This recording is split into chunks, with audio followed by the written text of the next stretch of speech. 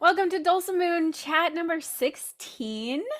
I am Erin Mae, and I am super excited because I'm here with my friend Amanda Roberts. We were just talking about the fact that we have become really good friends over the last few years, and we've never actually met in person, and it feels really weird that we know each other and somehow haven't met. But that's the joy of the modern technology era. Oh man, Amanda's frozen again. So like hang on a second. Oh, it's back. Yay. Okay. Hi. Hi, It says welcome my Amanda. connection is unstable. It's okay. We'll make the best of it. Technology is our friend. That's my mantra. We can do this. Technology is our friend. Um, so Amanda's in Ohio and is a hammer dulcimer player and comes up with some really amazing, beautiful arrangements. So I'm really excited to talk to you about your creative process. But before we get into that, let's start at the beginning of your journey. Like, how did you get into music? How did you get into the hammer dulcimer? What led you here? So, um, my mom was a pianist, and my dad played baritone in high school, um, and so they, automatically there's some music there. I grew up singing in the car. We would sing rounds together with my sister, and so my dad eventually was the choir director at our church. And at age 7 was when I started taking piano lessons. I started out in Suzuki method for only a month, and that was just because there was no opening in a piano studio. And Mhm. so I remember playing Go Tell Aunt Rhody and Long, Long Ago on piano. And then there was an opening with my mom's piano teacher, and so Dr. Monroe. And so I took lessons with him for 7 years and pushed very hard. I entered competitions every year, and he encouraged me to think about attending Juilliard. And then he moved away. And I was in Oh, the 8th grade, and I was devastated, and I wanted to just quit. Um, but I didn't quit. My parents found another teacher, and I continued studying piano through high school and into college. So that's kind of where I got started with piano. yeah. So how did the hammer dulcimer come into So your how did life? the Hammer Dulcimer come in? Well, I listened to Rich Mullins. He was one of my favorite singers, songwriters, and there was this interesting sound on some of his albums. I can't remember which album it was introduced in. The World as Best as I Can Remember It, I think, is the album where it may have been another album where the Hammer Dulcimer was featured. And so Mhm. I got to go to a concert. He came to Monroe, where I grew up, and I went to the concert, and I got to see him play and sing, and I got to meet him in person at the meet and greet Aw. at the bookstore beforehand. So there's that special connection there. I got a picture with Mhm. him with his dog jumping up on me.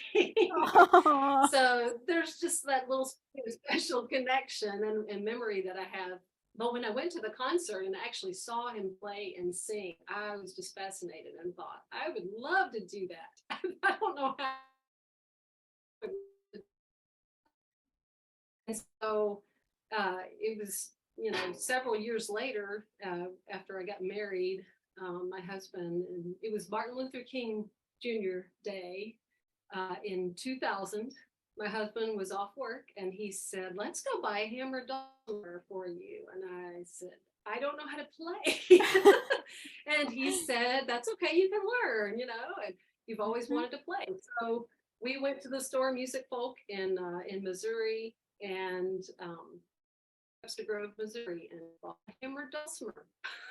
And so I like your I taught myself husband. how to play using Maggie, sorry, not Maggie, Maddie Neal's book, How to You Can Teach Yourself Hammer Dulcimer. Yeah. So that's what I started out with, that and Maggie Sansoni's books.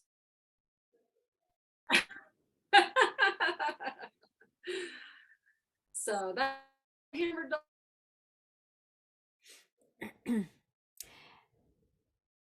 we have a little bit of freezing going on, so I'm just gonna wait a second and let the delay catch up before I pose the next question. Okay, we're back. Thanks for hanging on and coming back again. So we just kind of restarted things with Amanda so that we can keep going and hopefully the connection is a little bit more stable. I think that the part where you told us about your piano journey all came through pretty clearly, and talking about your connection to Rich Mullins and getting to meet Rich Mullins and being inspired by him. And then your husband said, "Let's buy a hammer dulcimer." At which point I was like, "I love your husband," and I also haven't met him either. But I, anyone who's like, "Hey, let's go buy you an instrument on a random day off," that's a keeper right there for sure. Yeah. So so then you had some books. So why don't you kind of pick up with your story of like learning from books and Yeah, so Maggie Sansoni's Traditions album, I listened to a lot, and I had her book that went along with that, as well as a few of her other books. I mean, we kind of go all out. Like, we don't just get the minimum. We just go all out. So we bought probably, I don't know, 7 or 8 books.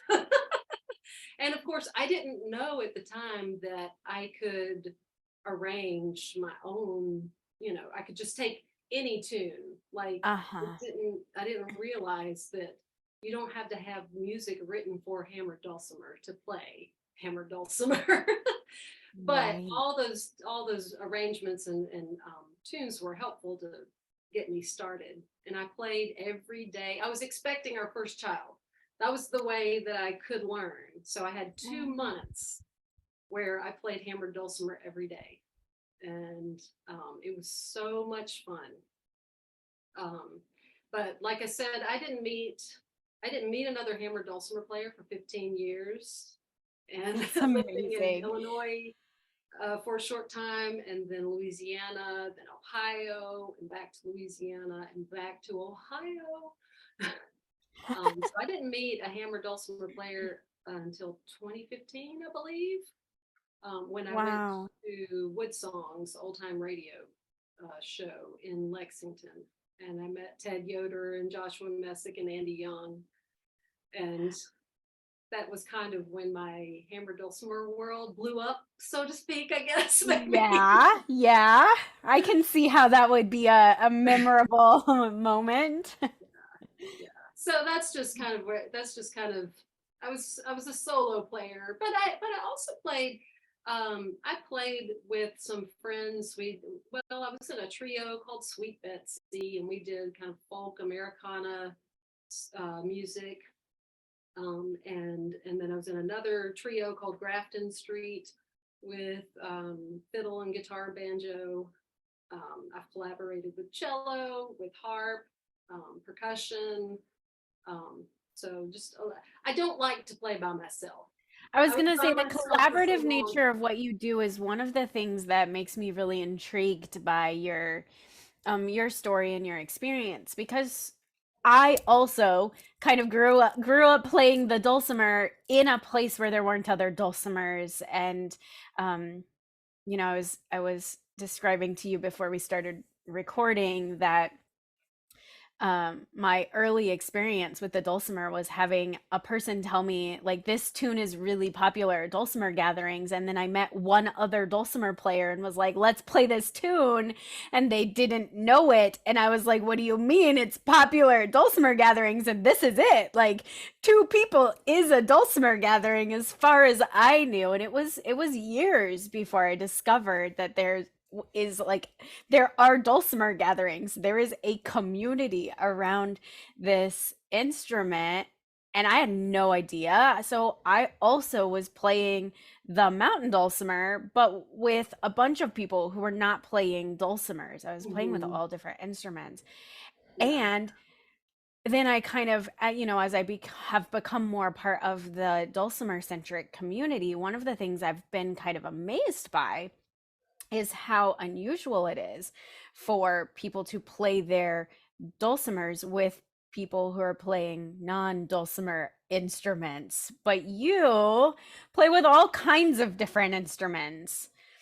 Was Yeah. that just because you didn't know other dulcimer players, or like how did that happen for you? I think probably, well, that probably it, but it may be more because just of my experience as a musician. Like, I mean, I consider myself to be a pianist first, you know. I mean, I started studying at age 7 and went all the way through college, you know, so I had like, I don't know, 15 years of lessons, you know, on piano. Yeah. And but when I accompanied choir in junior high, you know, and then I went to high school, and there the orchestra conductor approached me and said, "Hey, would you play the celeste part on Dance of the Sugar Plum Fairy with us at Christmas?" And I said, "Sure." You know, that was fun to be a part of an orchestra, you know. Yeah. And then she said, "Hey, we need a cellist next year. Would you like to learn to play cello?" And I said, "Sure." so so she's one of the women, you know, that was very Yeah. influential in my life, Phyllis DeLello. And she taught me 2 days a week on her lunch break, in my lunch break, to play cello my Wow. sophomore year. And so she just poured herself into me, you know, to learn this new instrument. I like to learn new instruments, you know. But so I was in orchestra when I was in high school, and also choir. I accompanied the choir Mhm. when I was in high school. So that right there, that's two very different ensembles, you know, that I was able to be Yeah. a part of. And when Yeah. I went to college, the percussion teacher attended my church. He was in the choir, and he said, "Hey, I need a vibraphone player in marching band next year. What do you think about learning vibraphone? It'll pay your way through college." And Sold. Sign me up.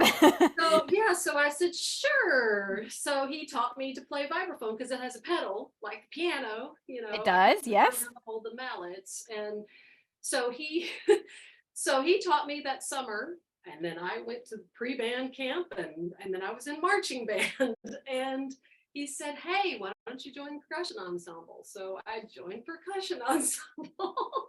So Uh-huh. I was able to be a part of different types of music groups. Mhm. And I Mhm. think that really kind of helped me to kind of expand just like the way that I think, how I fit in to a musical setting. Yeah. um, Yeah. I mean, in college I was able to play piano and jazz band, you know, percussion ensemble, which I loved so much that I changed my major from computer science to percussion performance my second semester. That's amazing. I didn't know that. I I love that. didn't know what I was doing. I was learning to play snare and timpani, you know, but we had, you know, we had steel pans. I learned to play those, and African ensemble. I learned to do some, you know, dancing and play djembe. And um, so, yeah, yeah. So I think that influences the way that I think about how hammered dulcimer fits in to other contexts other Yeah. than, you know, like a local club. um, I'm always Right. listening for how other instruments kind of blend or how they might fit in. I mean, I've been in a number of different orchestras in, you know, like I said, playing percussion and piano. And I just like whenever I'm thinking about a piece of music, like how to, you know, how to arrange, we'll get to that. I've got an orchestra in my head. That's just the way that but I think it's because of all those different experiences that I was Yeah. given the opportunity, you know, to explore. Yeah.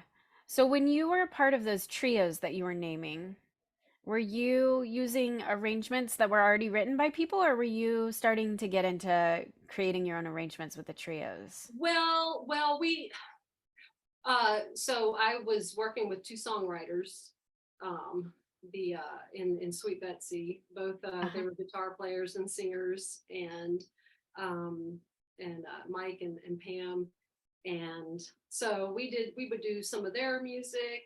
And so I just, you know, I was just adding to whatever, you know, I'd fill in, she'd sing a line and then I'd follow with some riff or something, on hammer Uh-huh. dulcimer, just kind of Uh-huh. going in and out, not playing accompaniment, but Yeah. just kind of Yeah. filling in the gaps. But we would do some, like country songs and folk songs. But we would just kind of do our own arrangements and Yeah. I know in kind of my experience with classical, which is more limited, but I was a classical piano major for 3 whole semesters of college before I was like, yep, nope, this is not gonna be a good fit for me. But often that move from playing what's written down on the paper, and you were saying like you only knew that on the hammer dulcimer you could play music that was written for the hammer dulcimer, making that move from this is what's on the paper and I learn how to play it to improvising and arranging and creating your own things, that can be a pretty big leap sometimes. And so I'm wondering how that leap felt for you. Did it feel like it was really natural, like you just it was there and the music was inside of you and it came out easily, or did it feel like you had to really work on that?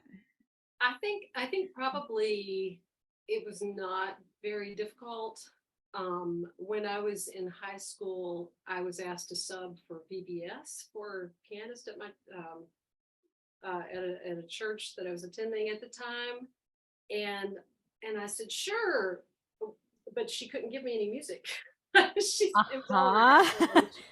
I said, well, I don't know what to do then. And she said, oh, I'll show you, it's, you can play by ear. And I said, I don't know how to play by ear. And she said, yes, you do. Yeah, all you know your chord progressions, you know your intervals. All you do is just, you've got all those tools. You just have to use them. Just So put she them just together. sat down and started calling out the chords as she was playing. And she said, see, you know that chord progression, and so that was another woman who was influential in my life at Yeah. that time, Sharon Kilpatrick. And I ended up playing for her granddaughter's voice lessons last year. I didn't even Wow. know until the end of the semester. Um, but but yeah, she had spent some time with me one summer, learning how to or teaching me how to play by ear. So I kind of had the playing by ear thing down Yeah. by the Yeah, time I got yeah. to the hammered dulcimer. So I grew up, reading music, but I had that in my pocket, that tool. Nice. Nice. Okay. I love it. All right. So you've been kind of mixing in women who've been Yes. influential on the path and kind of mixing in. So just keep going in your story. How'd Yeah. you get from there to here? Well, another woman was Sandy Lunty. She was flute teacher at my school, ULM, which Isla Mears graduated from, by the way. Aw. We graduated from the same high school and college. Uh, but Dr. Lunty, I spent many sessions with her in her coaching with her flute players. And she's one that really encouraged me to pursue chamber music, opportunities as often as possible. Um, but yeah, I don't know. I've never really sought out, opportunities. I've kind of taken advantage of them as they have come up, Uh-huh. which in a way has been frustrating because I haven't really known how to put myself out there. I mean, over those 15 years, I was a frustrated musician because I always wanted to do more, but I just didn't know how to do it because, like Mhm. you go play at open mic night, okay, well, I did that for 2 years. I brought the Uh-huh. hammered dulcimer to the open mic night at the pub, which is now down the street. Um, and I played, with Irish musicians or Irish musicians. But that just kind of sat there, for 2 years. Yeah. I go in and play, and then a trio developed out of that, and it kind of fizzled after a couple of years. And so I've always been looking for people to play. And then, people would start saying, hey, do you think hammered dulcimer would work with trumpet? Do you think it would work with saxophone? Do you think it would work with cello? And I thought, oh, I was a cellist. I played cello. So I know the cello. And that was a wonderful combination. For a couple of years, I played with a cellist. Hmm. Um, I've done some collaborating, like I said, with harp, which actually we're going to be putting together a program for this later this summer. I'm looking forward to that. But I've kind of just taken the opportunities as they've come. When other musicians have just had this idea and said, "Hey, let's try it," then I say, "Hey, let's try it." Yes, I love that. I kind of just fed off of other people's ideas, and um, I don't know. I've been willing to try things out of the box, um, Hmm. and I think I've gained a lot of skills that I would not have otherwise if Yeah, I had just stuck with solo or just hammered dulcimer. yeah. So So I feel like you are constantly generating new creative ideas. Like I see you post on social media like here's a composition and here's a thing that I'm working on arranging and here's an idea I just like I taught a lesson and this is turning into a tune and here it is and it feels like there's this like very steady stream of creativity from you, it's a which I'm super steady. inspired by. So I'm curious if you have any like consistent sort of creative practice things, or is it just like spontaneously the thing happens and you're really good at recording it and like marking those moments, or like how does it feel to you? I have this really great device. Oops, that's my son.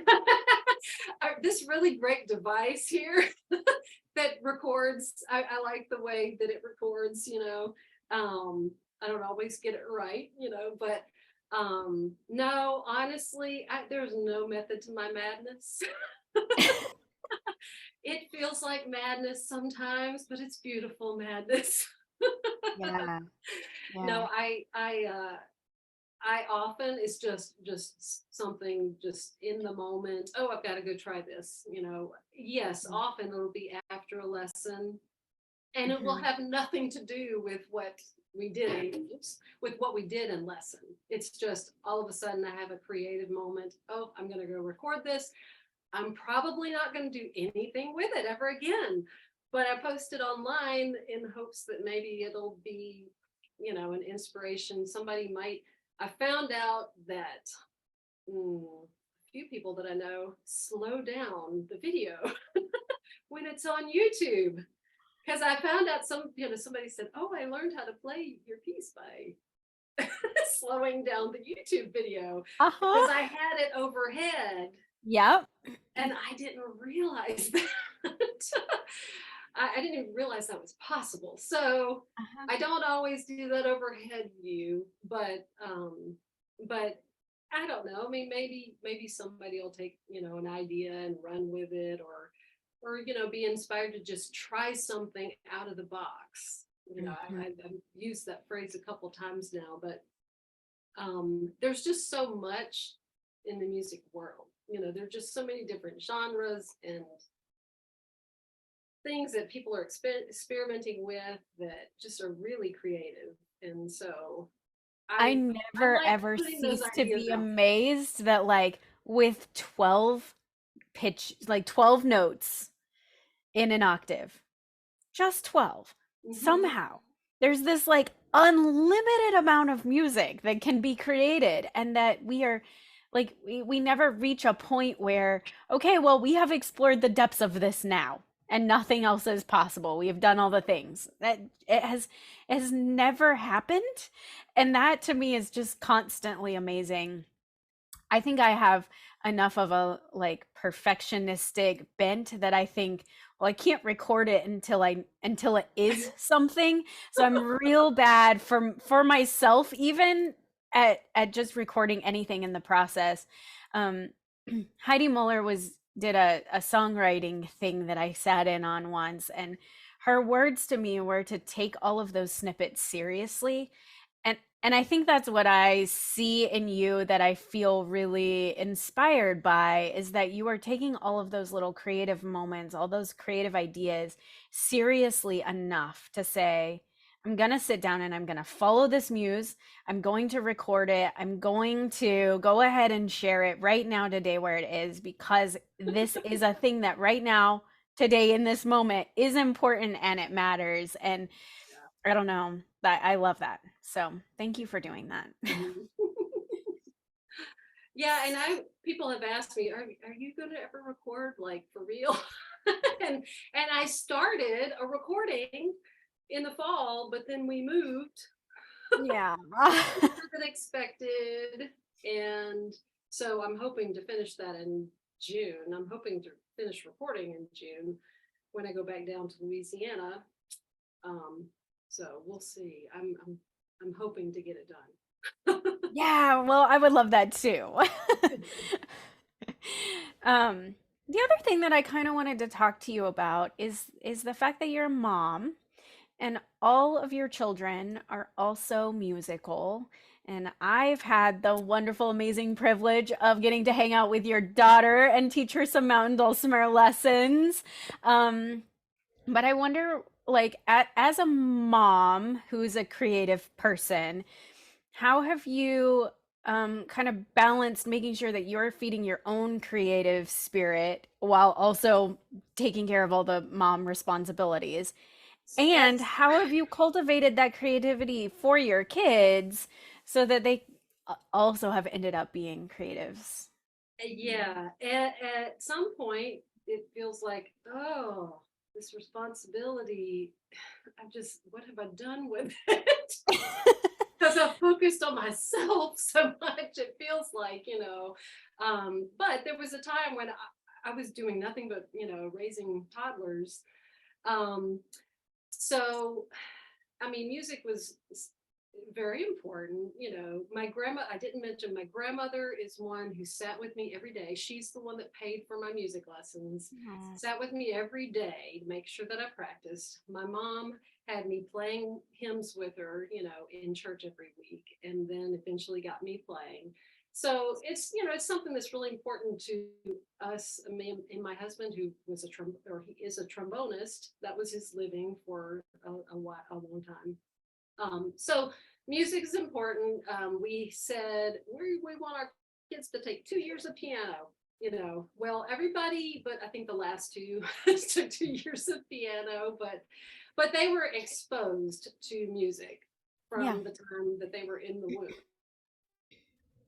Um, I mean, when our first child Nathan was in the womb, I was subbing with the band of Mid America in the percussion section, and I was playing bass drum, and I was concerned that I was going to be damaging my newborn's hearing. you know and our second son James, we were in a church that was singing four parts very loudly, and I mean, I was just very aware of what music I was taking in when they were Yeah. young. um uh and um I'm trying to think that. Oh yeah, we did have them take lessons. They all took piano lessons, and then Nathan was interested in violin. One year we got the boys a violin, mandolin, and guitar. So instantly it was like, yes, we're a boy, we're a boy band, folk band. So Yeah. um, so they all had fun experimenting with that on their own. But Nathan, we did pay for violin lessons. Stephen, our number three, took flute lessons for a couple of years and put it away. James, our second son, he's the one who has played piano all the way through, is now a piano performance major and graduates next year. So we just exposed them a lot by taking them to concerts, you know, Celtic festivals where there was so much music, for 3 days, and they could just go hear whoever they wanted. And Yeah. whenever possible, we would take them to meet the performer, afterward. I mean, we took them to a Michael Card concert when they were young. They grew up listening to Michael Card CDs to go to sleep. And they were, they got to meet Michael Card, you know, it's like Christians in Christian music, you know. Yeah. But Nathan, I came across this picture last week. Nathan, we took the boys to see, this is Winifred Horan and Mick McCauley, who are in Solas, the Yeah. band Solas. And, you know, so we got to, you know, have them meet the musicians afterward, you know, backstage. So really, I mean, exposure and just like an Yeah. appreciation, like this is just life. This is what you do, you know, you participate in music somehow, you know. And Jane, of course, she plays mountain dulcimer now and she loves it. But Yeah. we realized piano, maybe this is not her avenue. And it's okay, you know, because she just expressed this interest in mountain dulcimer. So we thought, you know, it's an instrument. And we've learned since then, there's so much you can do with it, you know? And Yeah. so as long as they're participating somehow, because music is just, we're able to express things in music that we aren't able to necessarily in words, you know. I Feel mean, that you can, of so deep in course. my bones. Yeah, of course you can express in singing, you know, words, but there's just some, yeah, it's just a way of expressing ourselves that it really anybody in the world, you know, can participate in to some degree. Um, our boys, they took a cross country trip. They drove to Washington from Ohio to Washington State with some of their friends, and the only required, well, as far as I know, the only requirement was that everybody had to learn an instrument before the trip because they wanted to sit around a campfire and sing their sea shanties and Irish That makes me so happy. and play an instrument. Nathan had put down his violin by then. So, but I had given him my concertina that I just didn't have time to learn. Mm-hmm. And he learned a tune on the concertina so that he could play it around the campfire. Yes. Oh. And they still do that. Like they get together with their friends. I mean, just last week, you know, they were talking about the, you know, the songs that they were singing in the UD neighborhood, you know, where all these students live. There are these guys out on their lawn singing Irish songs and yeah. Ah, man. Yeah. Well, as a person who grew up with a family who had very similar perspectives, I can just say I feel very certain in my own life, like music is part of how I got through some of the things that were hard and I didn't have language for, you know? It's just Mhm. like and that participation with other people, the way that sometimes I say sometimes like I'm not actually that great at meeting people, but my dulcimer is super good at meeting people. Like all I have to do is show up somewhere with a mountain dulcimer and then like instantly I can have a conversation with everyone in the room because either they know what it is and they're very excited to share that camaraderie with me, or they Mhm. don't know what it is and I get to teach them about this thing I love. And so it's just like this like that participation piece of music and the being able to do it with other people and the way it helps us build connections with other people and create like safe spaces to coexist with each other. It just yeah, I agree. I love that. Okay, well, I mustn't keep you all day, though I would. I would talk to you all day, and I look forward to our next conversation and someday actually meeting you in person and giving you Yeah, a big hug in yeah. real life. But thank you so much for joining me Yeah. today. Is there anything that we didn't talk about that you want to make sure we fit in? Oh, just I'll just throw this out there. So that my recent gigs have been mostly with a college friend that we reconnected with. We reconnected together when I moved back down to Louisiana in 2021. Um, Elizabeth used to be a member of Stomp, the touring one of the touring groups of the show Stomp, and her name now is Lady Chops, And so she's a percussionist, and she introduces percussion instruments to kids in libraries in Louisiana. So I joined her, and we did a Celtic tour Yeah. this past month. That was fun. It was a fusion of Celtic music with what she does in her shows, So we're Uh-huh. mostly adults, but we're going to do a Christmas show tour this year. We are going to play 15 shows in 8 days, and we are so excited about that. Um, Yeah. but that is another out of the box kind of experience that I've just really enjoyed. And it has opened up a way for us to get into the New Orleans Jazz and Heritage Festival next month. So I'm looking forward to going down there in a few weeks. We're going to be playing a show on the kids' stage with a couple of freestyle dancers. So Yeah, you were showing me some of the videos of like your first practices with the dance and the percussion and the hammer dulcimer together. It's amazing. It's and so they amazing. said, yeah. So Terrence Morgan, he has this thing called the TMM project, True Mission Matters. And yeah, I mean, he just said, hey, what do y'all think about this idea? And we said, sure, let's try it. And he got us into the Jazz Fest because they said, we've never seen anything like this, and we would like you to come perform. So so the Yay. hammered dulcimer will be on a stage at the New Orleans Jazz Fest this year. Go, Amanda. I love that you're representing, you're bringing this instrument into all kinds of different genres. Like, yes, let's do that. Let's have way more of that. Yeah. Yay. You're paving the way. You're paving the way for all of the dulcimer players in the world to dream bigger about where we play Yes, our instrument. yes. Will you post the links to all of that in the comments Oh so yeah, that yeah, we can find all that too? sure, yeah. Fantastic.